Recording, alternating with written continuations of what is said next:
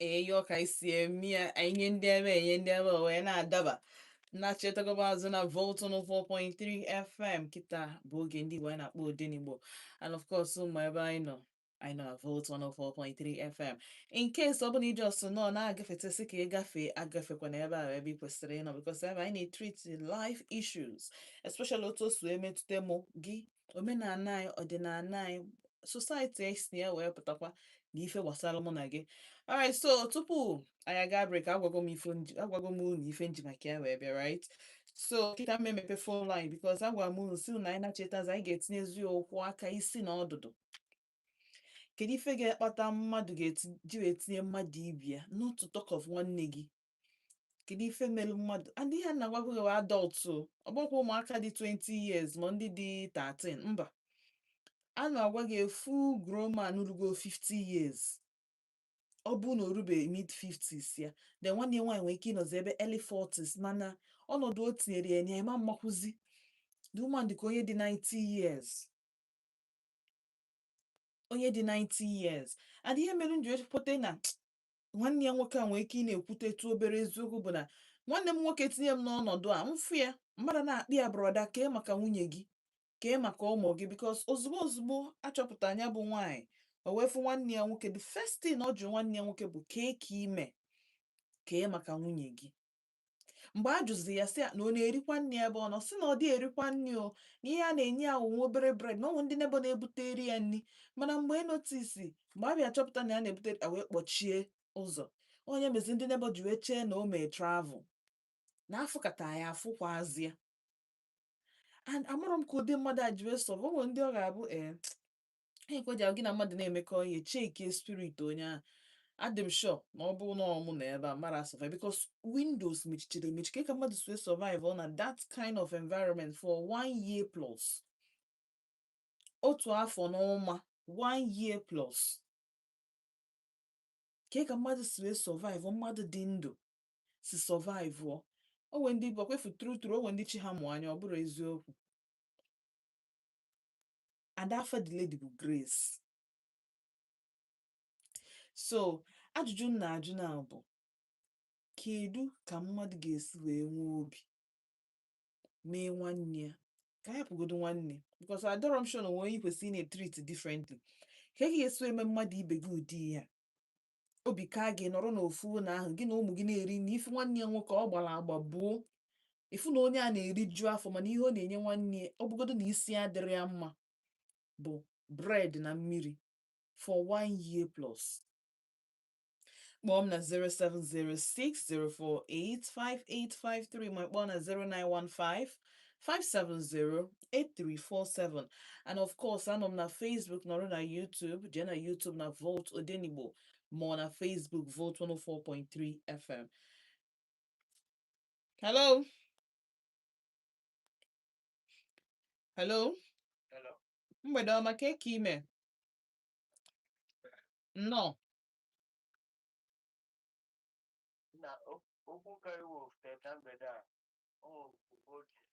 Ka afọ gị na ebe isi akpọ m? Papa Ejima from River Valley.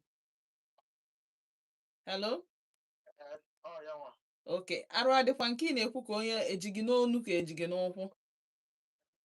Okay, ngwa. Ngwanụ. Ihe na-adụ mere ụwa ịghọta mana ọkụzi ihe onye na-aghọta ya otoshi mere oke n'aka nwoke kwesịrị ịba mba, mana ọ bụ otu aka kwesịrị ime ikpecha n'ụzọ onye dịka ihe ahụ ịghọta. Ọ bụgodu na ọ na-ewe iwe ya, ọ bụ mụ nwa na nghọta kemọ nkakwa dịka chụọ ya onye tụrụ ime ọkọchakwa, ị ga-agakwa onye ahụ ya maka ọ dịsara ịsị m ịghọta bọọkụ dị n'ụzọ for 1 year and hey, no more radio be there. More radio be. Come with our chief when you go where Bob Gana. A Bob no with the wood or fair. I am you will. You want that. You will other drama. About take a mat. A Bobo more a matter to one more time. Let's take a man one more. I couldn't buy it to the game. When you tell people guy, Emerald Febe, and make a guy that can. Open a deck of Punya to the man. In the much old bosom, if open a gun village, near a gina village, with a borrow that Tiana said, no Maka. Now, the Roma no corner to here. Daalụ so. Daalụ. Alright. Unu anụgo nyan. Onye si na ọ dịkwa mma ya kpọọ. Hello. Mgbede ọma ka eke ime. Adị m mma. Daalụ so. Uruchi ọma.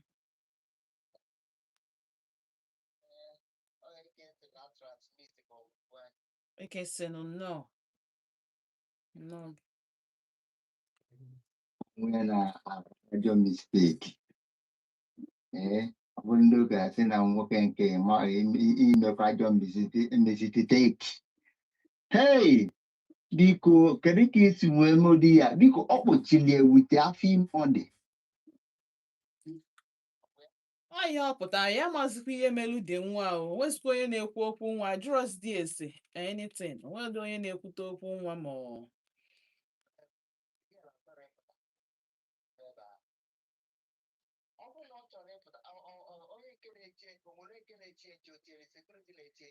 anakọta gị na isi adụrụchara dị gịel mma so ịghọtago ikpochi nwanne m na ọ bụrụ na isi adịrị ya ma ọ kpoje na-esaki ya o nwere saki ebe ọ kpochiri ọ bụ ebe a ga-emezi ka enyebe ya ọgwụ ọ na-enye ya ọgwụ ebe ahụ mba saki akụghị akpoje niile onye afọ na isi adịrọ ma ọ bụ ikpochi enu na ọbụla ala ya agwụ n'ịgwọ gị ala ifili na ọ na-ayị ọ na ihe ịka ifili na ọ na-agba ịka ọ bụrụ na ya ga-akwụsị n'igba ịka na ị ga-emebi ịkpọli ya kpoje saki ya otu anyị kpọtara ya ịkpọli ya jee saki ya eji nyebe tritmenti ọmụma sensị ọ ga-anata na ikpochie na be gị na rumu detie tenya nyụba nsị na-enye bred azụ ịnụ na sel ịnụ na free wọd chiri wọd ije kpuchie na sel ha dị onwe ọzọ nye o jegonu sel asị enwego na ụmụ nwanne ya nwoke enwego selụ na bia ọdụkwa mma metere okwecha metere ọ bụrụ taa ka esi etriti kesi gbasara ezinụlọ 1 month aga 2 months aga 3 months aga inwere blood sympathy na nwanne gị ofu nne ofu nna ihe ngịda bụ ofu ọbara ikpochie n'ime ụlọ gị si na ọ na-agba ala na ala na-agbazi ya ọ bụ ebe a bụ ị na-agwọ ndị ala ga-eji okpochi ha ntịtị na-azụ metere ka ọra m n'ọnụ na metere daalụ so ka ọ dị daalụ and of course mmadụ ejego ebe obi m na-eje nnọọ what happens to idu onye a nga psyche ya ọ chọọ personal doctor ga na attend to nwanne ya nwaanyị but ajụrụ ya ọ sị gịnị na o nwere ọgwụ nye anwa na onwe ya ha prescribe na ha nwado onwefa ji akafa ma ihe a ka na-atọ m ọchị bụ na mmadụ na this lady dị ndụ ka ọ bụ na ọ dịrọ ndụ would have been a whole different ball game so ọ bụ na Nigeria bụ ebe law na work na judiciary anyị na-arụ ọrụ the man self I kwesịrị detain ya for kidnapping because onye arụ adịrị ya so there's a possibility na iji ya against her own will imagine ịkpọchi mmadụ for 1 year plus hello ka ime good evening no ọrụ dịkwa mma ekene Chukwu Chinonso from Abakpa nnọọ daalụ na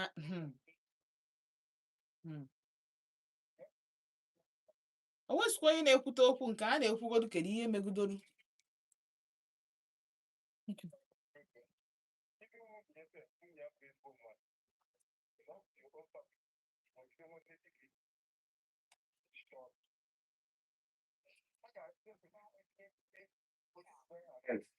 ya na nwunye ya ka a gazara ihe mere dagị ya were yi ya nde Jizọs Chidịgel bụkwa anya daalụ nna anụ ị na-ekwu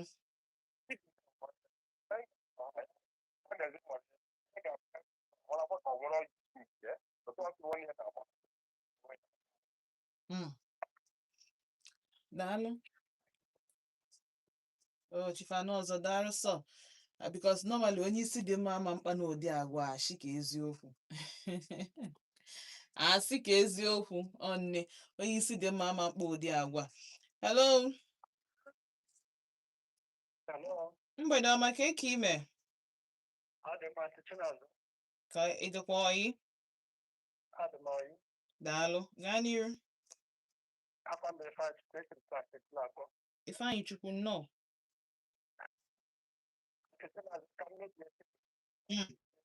nwayọọ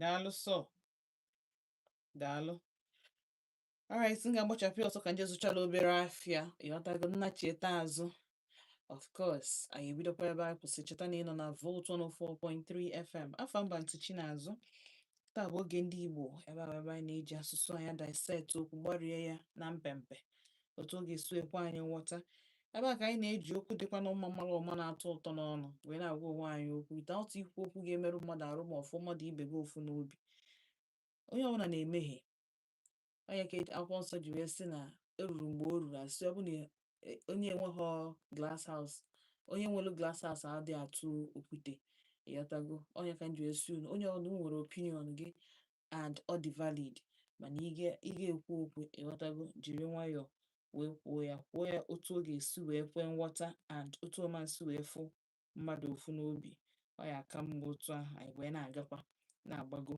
wee na-adị mma alright so m na-anacheta azụ ejena ebe ọbụla cheta na ị nọ na Volt 104.3 FM ndewo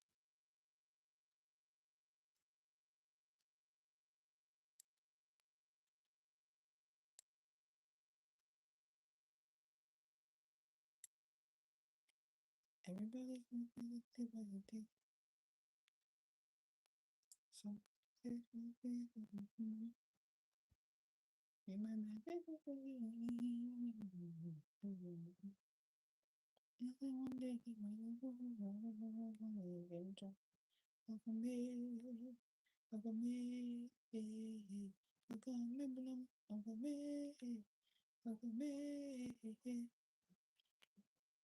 The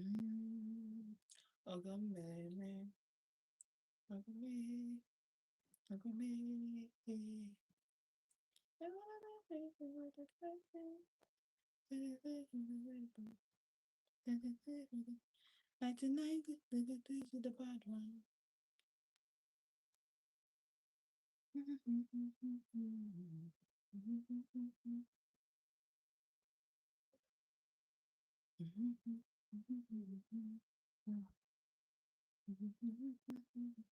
Make you feel.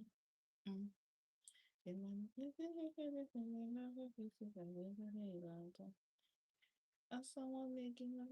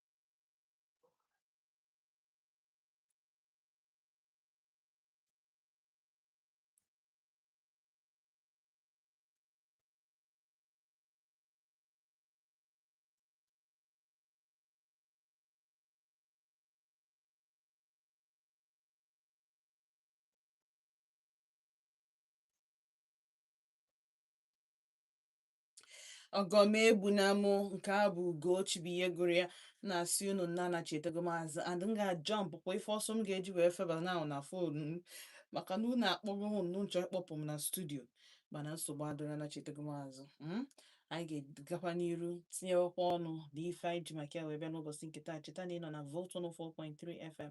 Afọ mba ntị Chinazụ na-asị unu daalụ na-asị unu ndeeje. Alright, so cheta ihe anyị na-ekwu maka ya nwanne lọkụ nwanne ya n'ime ụlọ. 3 things ọ sị na ya na nwanne ya nwaanyị na-akwụgharịkọta na ọ kwụgharịgide kwụgharịta afọ ime. Secondly, na nwanne ya nwoke sisi ekwezina ka ọ pụọ apụọ maka na ọ tụtara ime. Nke ịtọ, na isi adịrị ya mma na ọ na-awa nakọta otete nnọọ ebe 12 midnight si na ọ chọ ịpụ hapụkwu ya ka ọ pụọ na mgbe a na fa amatabeghị na arụ adịrị ya until ife na-eme ya wee magon wee dụwazie ofe wee dị ime wee lọkụọ ya without proper care. Adịghị elekọta ya anya ife onye a amarọzikwa m na kwashi ọka na-eme these days. Normally kwashi ọka mee gị enwe nnukwu isi nwee nnukwu afọ nwee tenenene ụkwụ. Amarọzi m na kwashi ọka na-emezikwa mana ife this lady even ozu nọ na mọchụarị amụrụ nkịta abịazi na-emede m na-ajụzisia a na-enye ozu nri maka ife onye a dị ndụ a na-enye dị bred ọ dị nnọọ ka onye amụrụ m ọya ya akpị akpọ nya ọ dịzi ka nkụ ọ dị ka nkụ this one ichiri ya na ihe eji ofu aka chịrị ụkwụ ya na-abụ kpọdie isi na ana na-efe ya ka bell. Oh, that's how bad ọ dị. Ihe nwanne melụ nwanne in the name of na isi adịrị ya mma na arụ adịrị ya na ọ tụtara ime na ọ na-apụ apụ n'ime abalị kineke ọ na-akọ nnọọ akụkọ na-eje ka nwa ewu. Ajụjụ m wee bụrụ ọ pụtalụ na hospital adịrọ because according to the woman the man the brother nyanwa na onwe dị successful na ọ na-eme na o nwere ego na nwanne ya nwaanyị na-azụ na ọ na-eme business ahụ for over 20 years. So that means onye mere business for 20 years ji ego ịkpọ nwanne gị nwaanyị ga hospital should not be the problem. But ịma na onwe ndị dị stingy onwe ndị bụ kama m ejikwa ego m ihe dị bụ ofu mee ihe dị ịbụọ ofu mee ihe this man nọ na and uche niile bụ na all of go the lady na onwere onye ọ gbasara. Amara m ka this woman si wee survive. I keep think mgbe ni nchekwa na elu this thing since ifu video yesterday nche the thing nsi ka onye a si survive ebe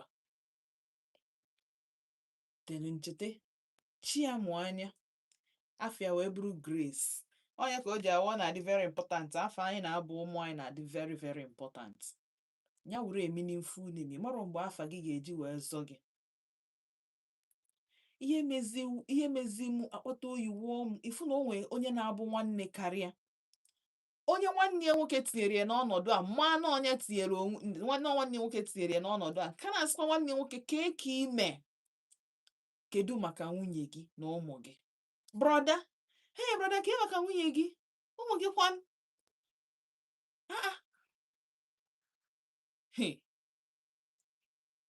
ka ihe ọ na-eri just bread na mmiri achịcha na mmiri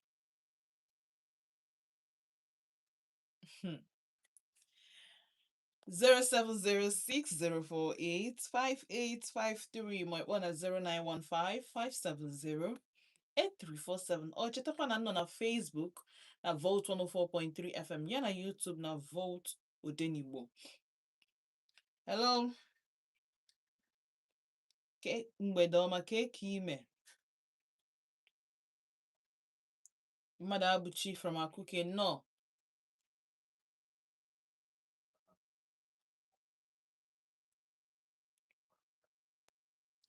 nwanne ya nwaanyị ọ kpọchi ya n'ime ụlọ for 1 year and 6 months na bread sọsọ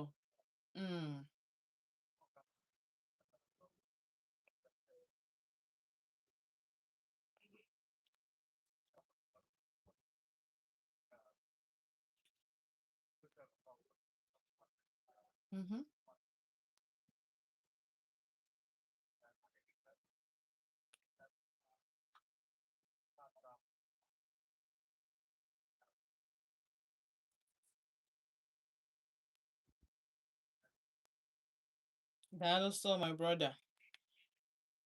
Thank you for calling. 07060485853. My phone at 0915-570-8347. Hello. Mgbede ọma ka ime. No. It's a Sunday. No, so. Oh, my brother.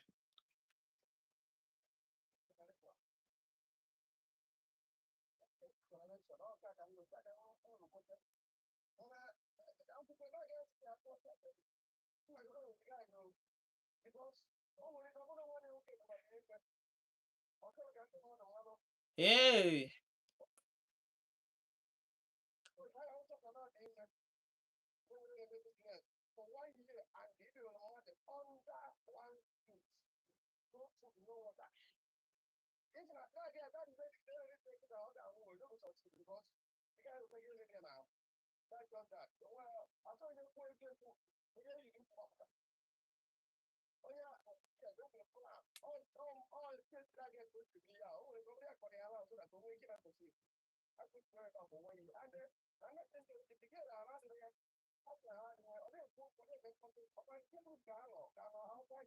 ahụ adịrị onye isi adịrọ ọmụmụkwana ihe a na-emekwana ya.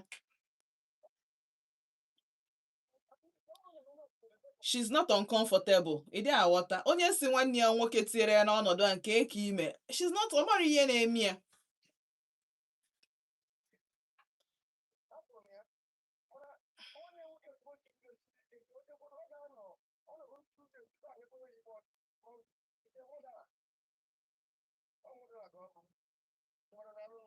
Daalụ sọ.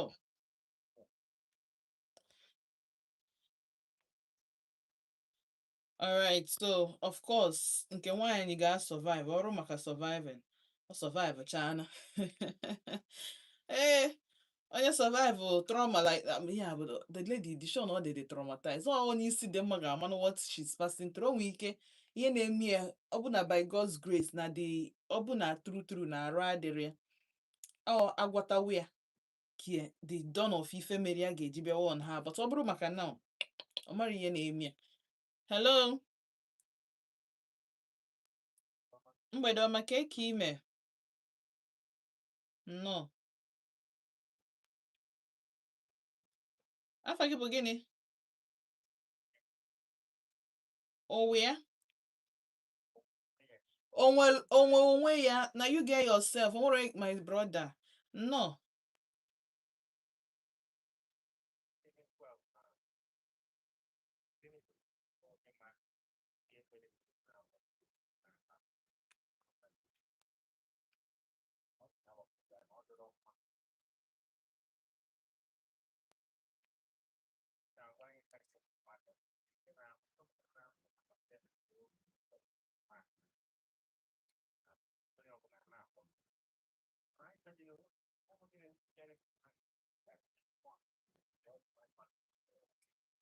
Hmm.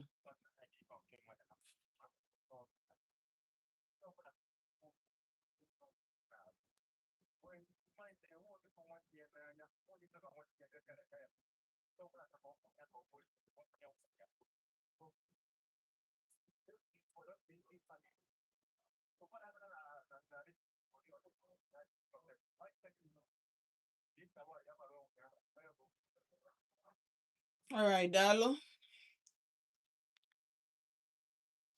Alright, so si na o nwere onye mmadụ apụta na claim bụ innocent na enwere onye dị otu a n'ezinụlọ niile. Okay o, unu anụgo ya mụwa bụ Aunty Chinazụ onwe nke m makwanụ. 07060485853 ma kpọọ na 0915-570-8347. Hello, mgbede ọma ka eke ime. No. Okay. Mm.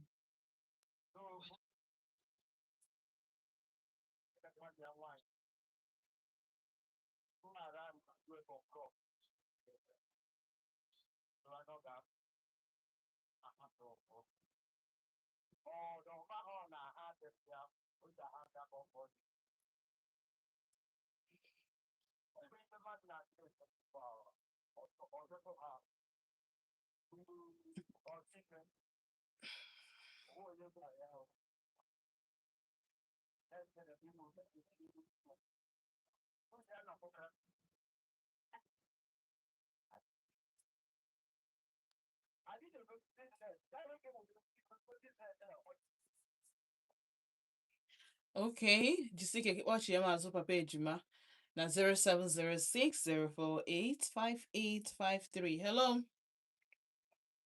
mgbede ọma ka eke ime.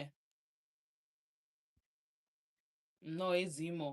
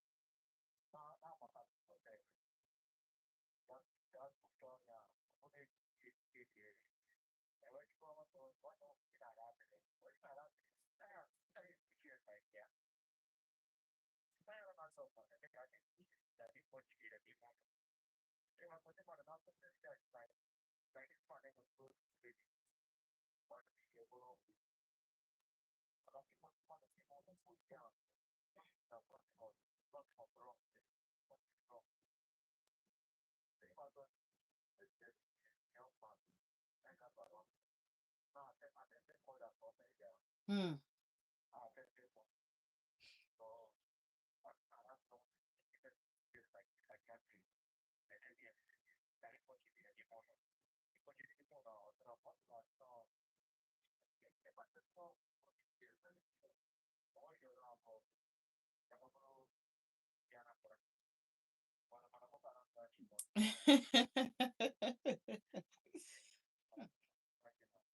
Mm. Mm.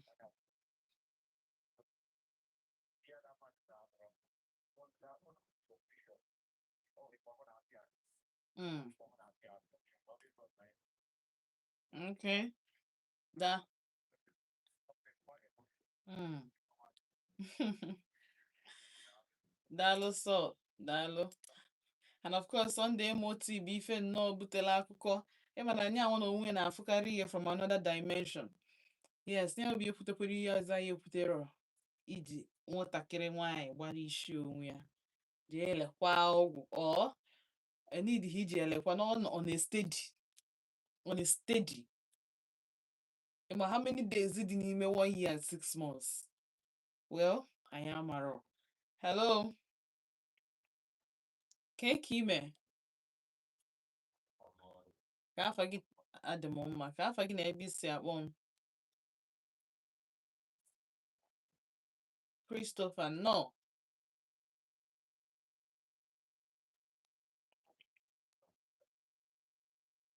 Mm.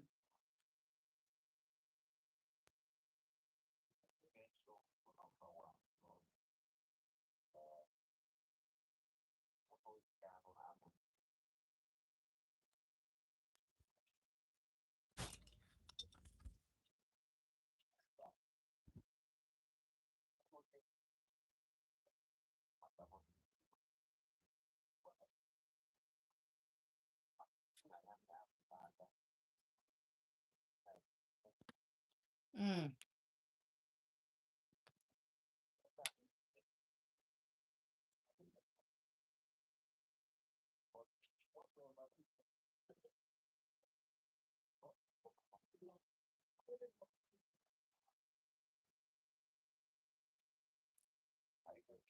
Mm.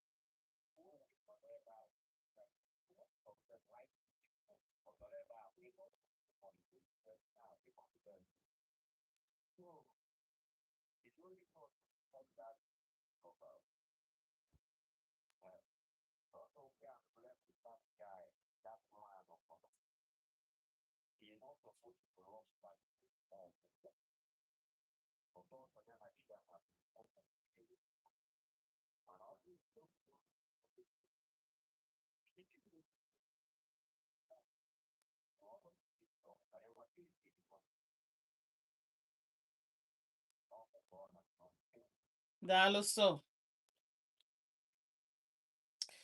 All right. Unu anụgo nian. The point is that na nwanne ya nwoke si na ọ na-eme business cement. Ndị neighbor si that na ha na-abụ bido the cement together. Mgbe a jụzi ya si ya ka business ọ na-eme na ọ na nwanne ya nwaanyị nwe this business ọ sị mba na nya nwe na onwe ebidogo this business 20 years ago. So nwere ihe na nwanne ya nwaanyị na-eme isi na ọ na-amụ ka esi eme isi before we realize ya na ọ dị mentally unstable according to him.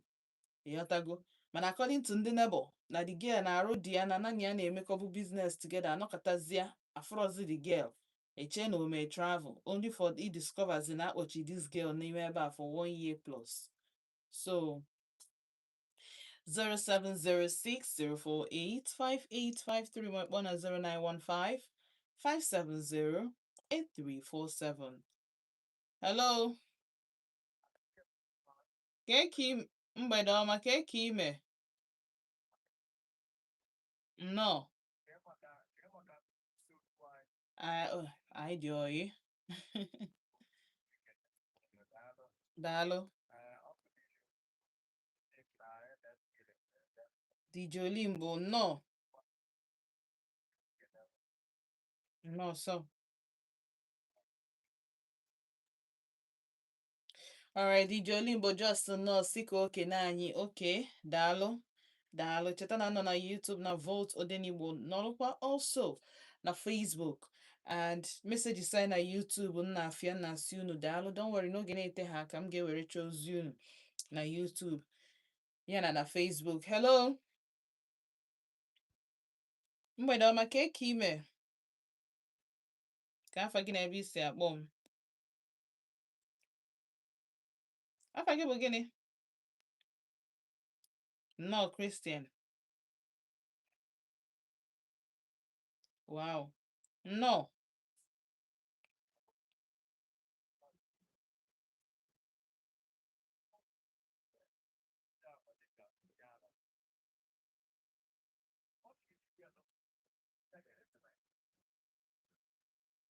The tin bịara abịa. A sị na o mechezi the tin bịa abịa ịmago na ọ bụrụ ihe na-emebu ya eme na ọ nọkọtazi discoverzi ya.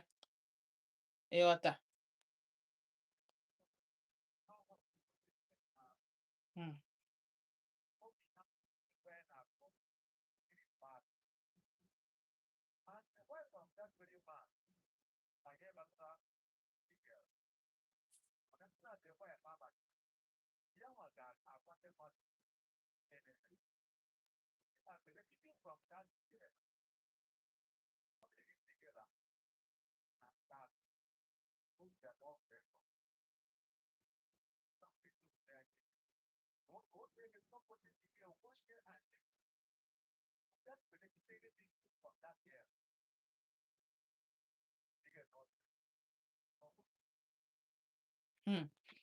Okay. Daalụ so. Daalụ. Alright. Ọ sị na nwanne ya nwoke ma ihe na-eme the girl. Na o ji egwe ọgwụ ego. Well, I wish na afọ maybe ụnọ the man because the man sị na mmadụ na-agwọ ọgwụ ego and there is no money. Nothing to show for it. At least a ga-enwerịrị ihe dịka fleet of cars, houses here and there. Ụmụ ya ji n'ọlụkwa obodo oyibo. Ịmago ụdị ihe ahụ gasị.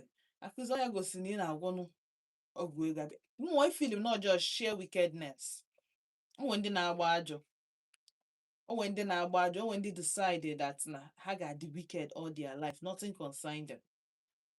Yota. So I believe acherom from that man adịrọ m ka onye ji ego. Yotago? Yes, from ya ka onye ji ego. Hello. Ke ime? No.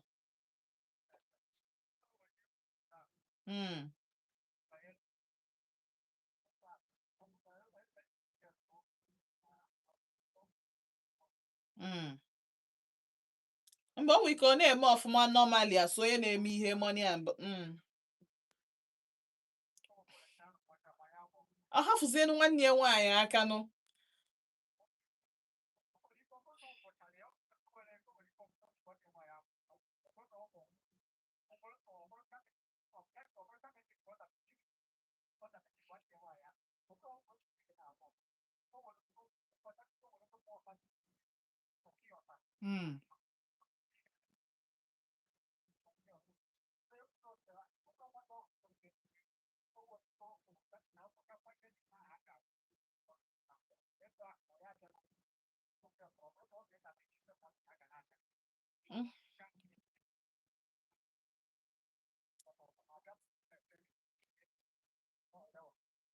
Okay, daalụ so.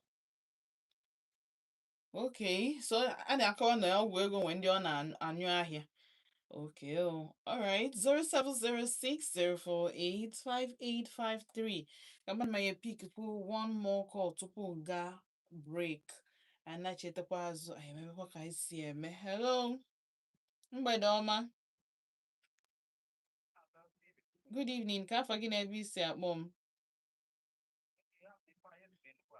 No. Eya, kedu si n'isi akpọ Azụbike?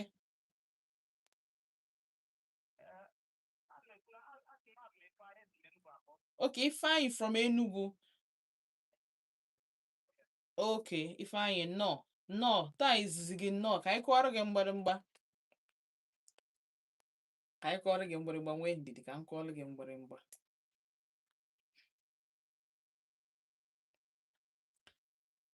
Nnọọ gaa n'iru. Detendo kancha anu deteno ato pa manantiro ato mananti ato so the man emeta kwa bete ama dute nemoro ntuka na wenne wa ya hokana kwandu mbune na hokana kwandu Ọ dịrọkwa m ka ha aka nọ maka enwere anything ekwute maka their parents.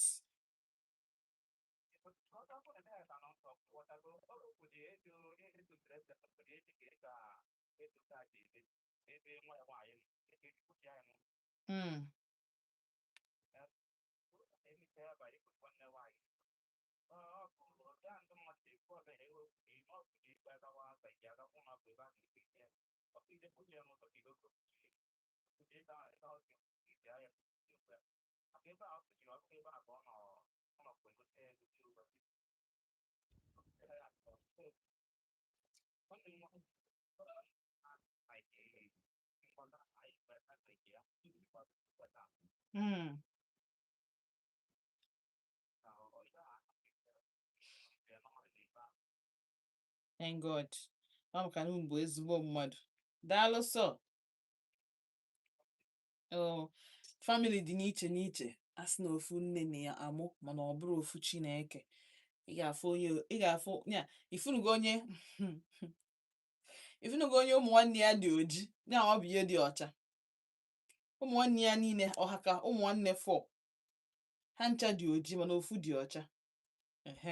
Nne amụgo wee mụfụta chi wee kegharịa fa dị iche iche mana omume mana kọlọ ya ọ ga-abụ ị ga na-ekpezi ekpere bụ ka ọ hafụ inwe omume onye nke ya abụ omume dị njọ ọ ya wee fụ echi na-asị ọmụmụrụ nwa.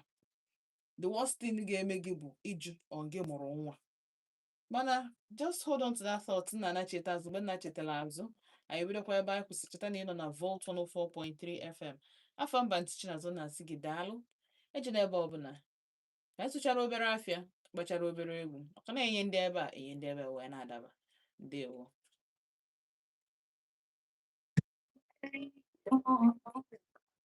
First of number one complaint Which is not life.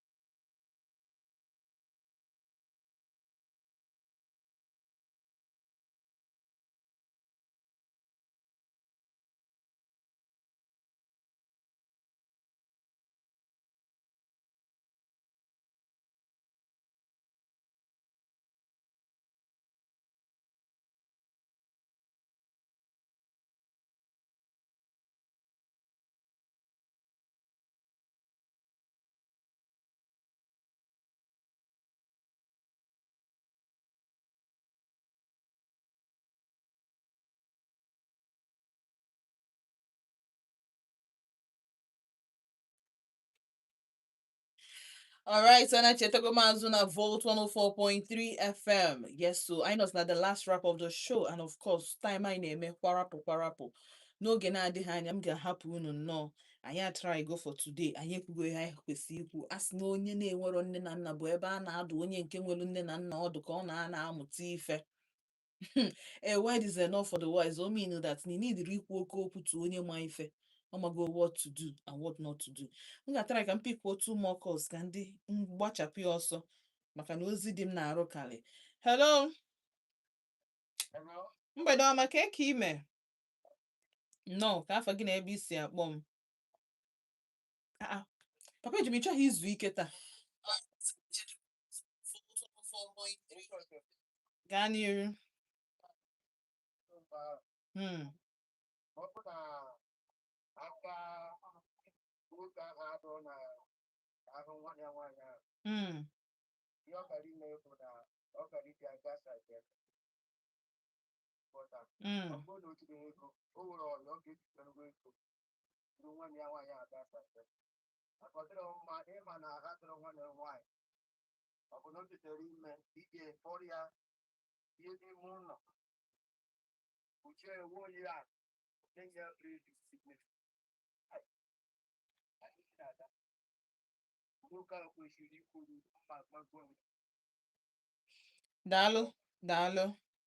Dalo so. All right, one more call. Kambachapian 0706 048 5853. My one is 0915 570 8347. Hello. Mgbede ọma ka eke ime. Adị m ọrụ ego akwanụ. Adịkwa m mma ka afọ gị na ebe isi akpa anyị.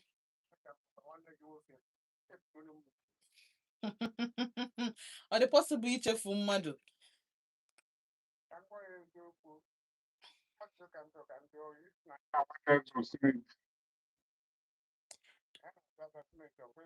According to ihe ekwu.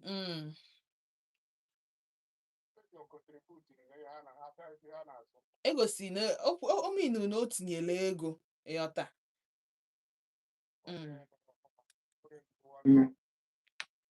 Mere ọfụma. Ọ tụsịrị ịkpọ nwanne Eju n'ọgwụ. Ọ bụrụ na ọ dị depressed. Ya mmadụ ife na-eme ya. Ọ bụrụ ezigbo nwanne. And the wife of the man abụkwa ezigbo nwaanyị. So ihe na-eme na Naịjirịa na-eme n'ụwa a ike bụ obodo gbasara agbasa.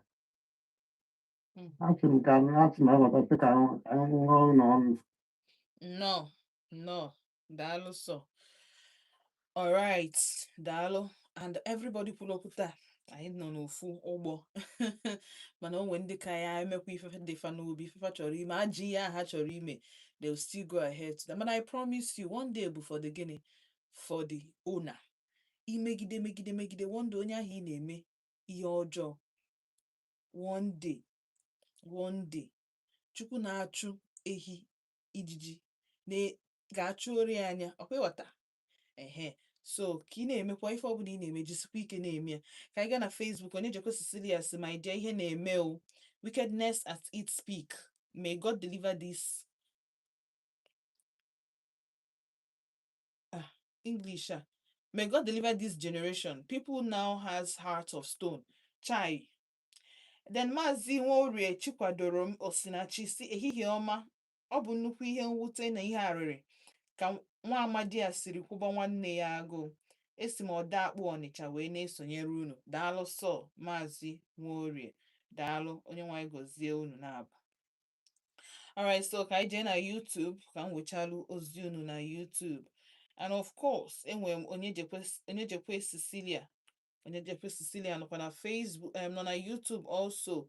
Onye Vitus. Sim hi.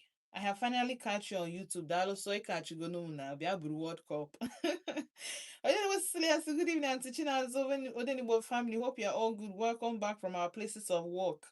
Dalo, so the truth is that the brother of that lady is a very wicked and selfish person. It is possible that the lady is not insane. He's just making up story for people to pity him no matter what. His idea of locking her up is very terrible and unacceptable. Maybe he thought that she will die there, but her God is not sleeping. Anybody that could do this to his blood will not spare an outsider. My sister, onye nke a nwute m. Also, that man should be reminded in court, in prison custody for some years first, then he will start explaining. Thank you. The number that I see DJ Limbo, welcome back. Oh, some ritual don't work, some will backfire. All right, dalo, no dalo, ni feni unu kuchala amaka. Man, at the end of the day, m ga-asụ unu gịnị onye mara asụ sụọ n'ikwu onye amaghị asụ sụbakwa n'ala one day ị ga-asụbi onwe gị aka ịsụbi ha mkpụrụ ụkwụ gị ịsụbi aka gị oriri amụ ebule ji ibi ụgwọ ị na-eri cheta na one day ị ga-akwụkwọ ụgwọ ife iriri agbacha ọsọ agụọ maịlụ agbacha egwu ọ na-anụ for the end of the day prọfesọ onye egwu si anyị gịnị ike nka you go understand why. Ebe a ka m ga-asị unu ka ọ dị n'echi ka ọ bụrụ ụbọchị ọzọ mụ na unu ga-anọ na Volt 104.3 FM. Afọ mba ntichi n'azụ. Just be kind. I keep saying it. Dino kind. Dino kind. Dino kind. Always as if na amara m na m ga-eji topic a wee bịa but o nwere my friend mụ na ya na-ekwu okwu nyaa o wee na-akọwata alụ m na ụmụ nwanne na mgbe ọ ga-eset mgbe ihe ga-eme you mụ mepee my mind ma that one day ofu ihe nwere ike ịbanye nwanne m n'obi together anyị dị na anyị nwere ike anya ma ndozie ekpere onye ọbụla bụ ka enwee togetherness but somehow something nwere ike ime nsi ọ bụrụ my portion gbachapụ ya ozugbo but anyị ga-ebido n'oge make sure na anyị na-akpọkọnata onwe anyị ọnụ na anyị nwere that love unison in our homes. Ndị nne unu na-atrai ndị nna unu na-atrai jisi na ike unu akwụsịna n'ọrụ anyị na-ekpe ka Chineke nna m ebere ka ezocha ka ọ bụrụ ifefa ga-eji wee tonite ka emesịanụ ka ọ dị n'echi.